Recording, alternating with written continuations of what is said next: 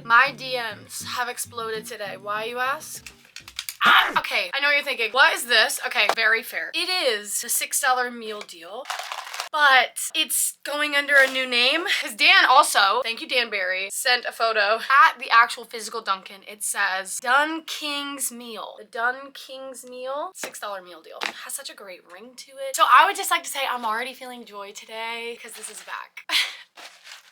I can't shut up about it. 2 days ago, I got to see the Trisha Paytas Big Broadway Dream Broadway musical. My best friend Amber Ardolino was the leading player in it. She was singing about who Trisha Paytas is and why she's having a Broadway show. I got to go with JJ Neiman, who you've never heard of, and my boyfriend Nick, and also our really good friend Merritt. I actually was so excited to know a lot about the people who put the show up. Serafina, great example, costume designer for The Outsiders, costume design the Trisha Paytas show, along with Martine, who was also the assistant costume designer on our show, also assistant costume design that show. Also, we had Skylar Fox, who is one of the people who helped with our magic at Back to the Future, was the director of the show. And last but certainly not least, Noelle, who plays the reed instruments in our show, was playing in the pit. It's just so cool to watch the people that you know create something new. I think I've talked about it a little bit before on the vlog, but it's been very exciting to watch other products and slowly start to know more and more people. It really does make me feel very immersed in the Broadway community, and that is really cool. One thing I'm learning about myself is because the search for Roxy was halted from COVID, I think I have like a weird type of imposter syndrome that feels a little like, oh, no one knows who I am because this thing happened that everyone forgot about, which I know is not true, okay, but that is like something that comes up every once in a while. I feel that a little bit every time I go to any sort of event. I feel a little bit like no one's gonna know who I am, and Nick and I were talking about this when we went to the Grammys party on last Monday. We were a little like anxious about being there because like technically I was not nominated for a Grammy, but my show was, and like explaining that might be a little awkward, but it's like, it's not awkward to explain who you are. It should be like exciting, and you should have a lot of pride and joy as well. I went to the Trisha Paytas Broadway show and I was a little nervous at first, but I actually was so affirmed that I'm supposed to be here and that I'm doing the thing that I worked really hard to do. I know so many people and I'm so excited for them and their work. Amber Ardolino was amazing. Abby said it best in, I think, a story that she posted. There's nothing better than seeing your friends do what they're born to do, because that girl was born to be on stage. Period. That was unbelievable. The Trisha Paytas Broadway show knew exactly what it was. It was super campy. There was an April Fool's joke that went out that said she was gonna be Roxy Hart on Broadway, and Theaterly, this person Kobe, who I know very well as well, reached out to her and was like, hey, actually, I feel like there could be something here. And so they created this Trisha Paytas Big Broadway Dream show, which was about Joy Woods played the voice of Broadway, and took Trisha Paytas through Broadway past, Broadway present, and Broadway future, where she got to meet Sutton Foster, Ben Platt, and Rachel Zegler. They got to do an interview, and she just talked through any questions that she had burning for these Broadway stars that she knows, loves, and admires. One of my favorite parts of the entire show was the ensemble was all Broadway debuts. In getting ready for their Broadway debuts, they did an interview asking them how they're gonna feel, what it means to them to make their Broadway debut, how they're gonna take it in when it actually happens. They played these interviews and then they walked onto the stage and like stood in a spotlight, and to watch them hear their own voices from a week or two or however long the rehearsal process was, and to like look out at the St. James, which is 1,700 people, sold out in 5 minutes online, looking out and being like, I did it, I'm here.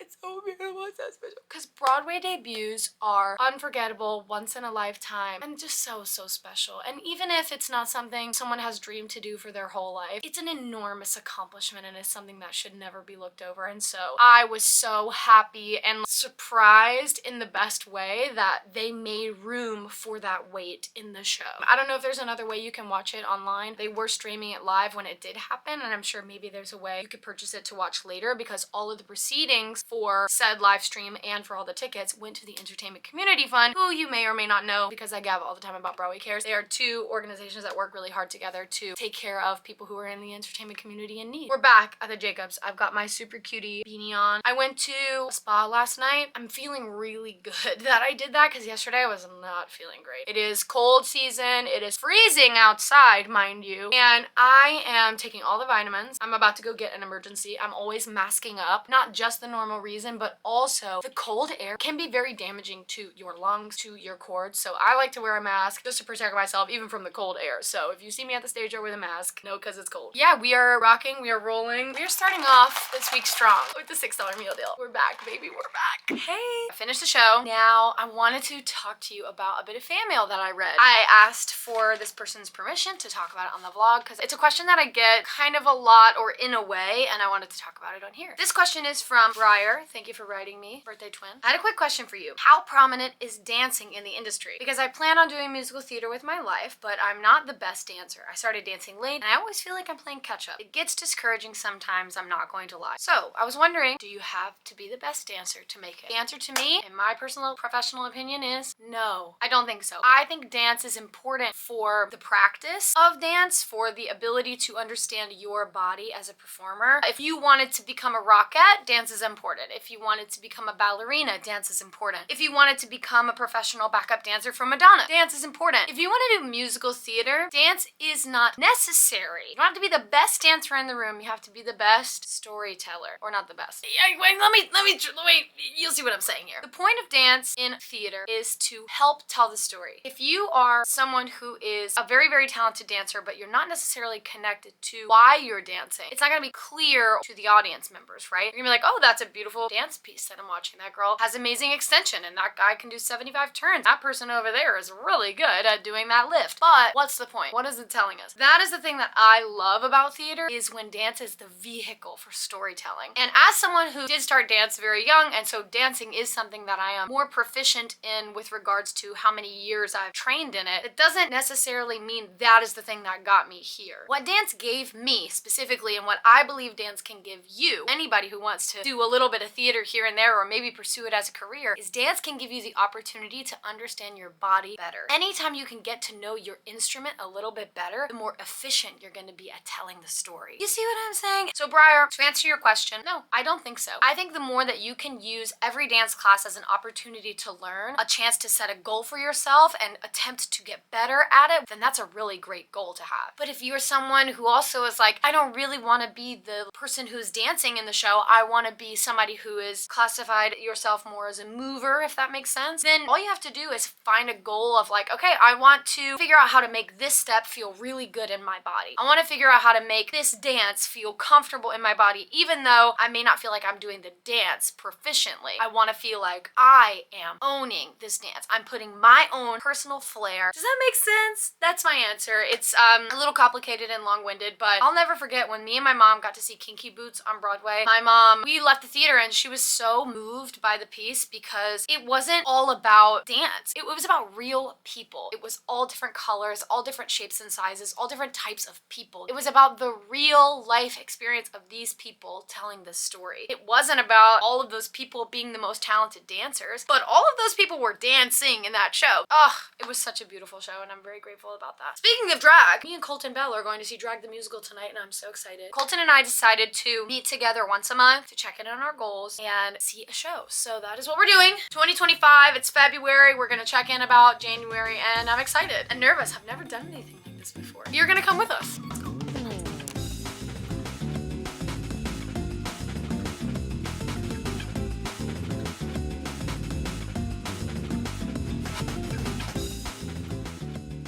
Hi vlog, I'm here with some of the stars of the show of Drag the Musical. Who do we have with us today? Let's start here. Hi, my name is Yair Kedar. I play Brendan Hutchinson. And this is? Hi, I'm Remy Tuckman. I also play Brendan. Colton and I, to say we were gagged by y'all, Capital G. absolutely overwhelmed with your performance today Thank would be you. an understatement. I'm so excited to see the footage of yours because this right here, worth it. Worth every moment. Hey vlog. I have a couple of fan mail things that I want to show you. And these two things, I could not find you on any social media or Instagrams or anything like that. So I hope I have your consent to post this. Please let me know in the comments. Just know I'm very thankful. So the first thing I want to talk about is, this is from someone named Izzy Middlebrook. Izzy sent a bunch of letters to people and also made this, please everyone shut up. How amazing is that? It's literally our playbill. It's so cool. I'm obsessed with it. I think I'm gonna put it downstairs. We have like a community board that has some like nice things on it. I put some fan art down there. So I think I'm gonna see if we can hang it down there for everyone to see. And thank you so much for writing me. I really appreciate you taking the time. You guys, I'm like,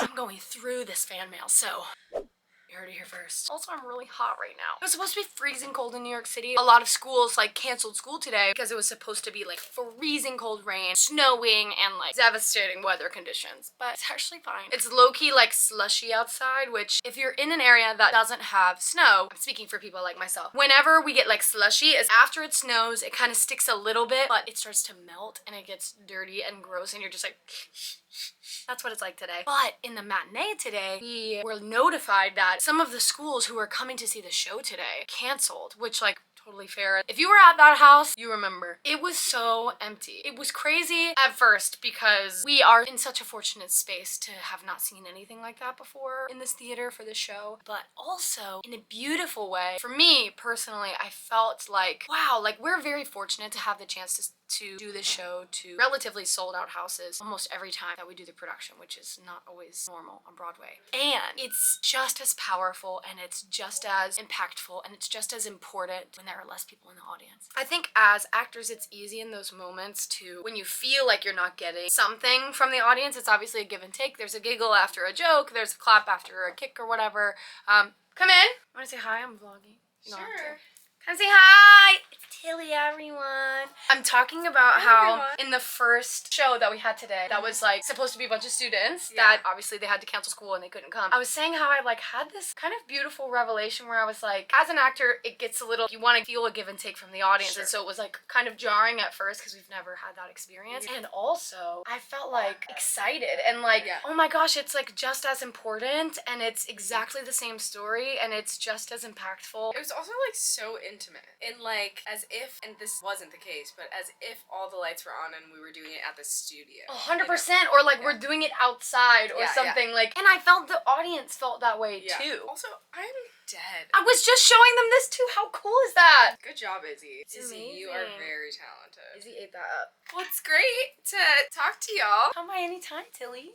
Yeah, with Miss Emma. Wow, that was amazing. What a perfect impromptu little interview. Because I was feeling a little bad, I have to be honest. The sound interview did not happen this week, but for good reason. Actually, today was the goal to get it done, and Heather actually had someone shadowing her today, which is really cool. So I'm excited to talk about what that means. We'll talk more about it, I promise, whenever.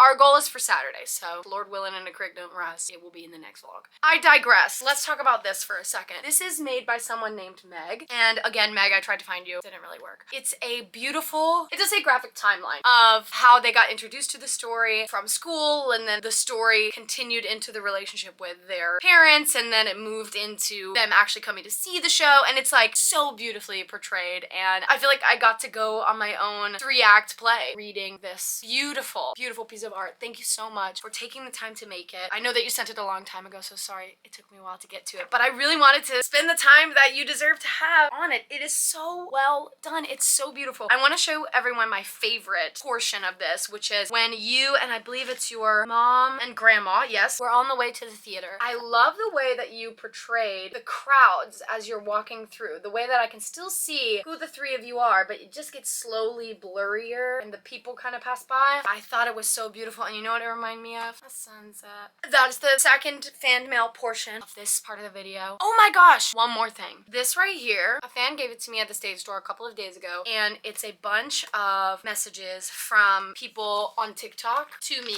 I wanted to say, if you were a part of this, if you've ever written me, if you've ever come to see the show and posted a story talking about me, if you've ever met me at the stage door, thank you for all the nice things that you say about me.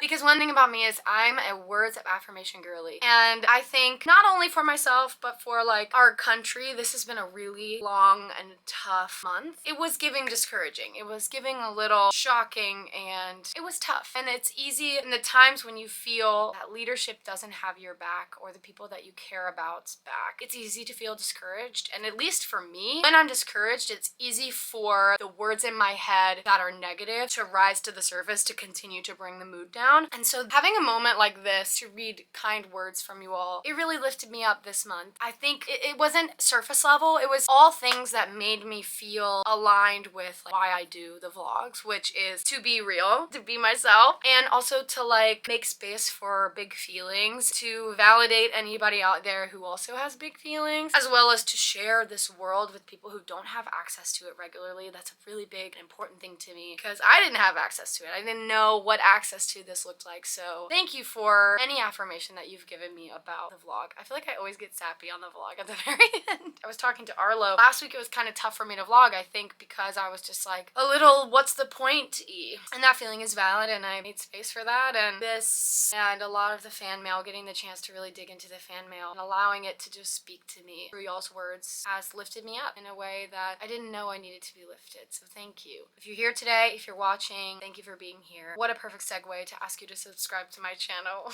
if you haven't already. I'm really, really grateful for you all. I'm grateful for the platform to talk openly and freely, and we listen and we don't judge. And I'm very grateful that you all feel a connection to it. I think that's the best part. I know you're there and I see you and I appreciate you. Thank you so much for watching this episode of Call Me Emma. I will see you guys next week and I promise I'm gonna do a sound vlog. I'm really excited about it. Signing off, I guess.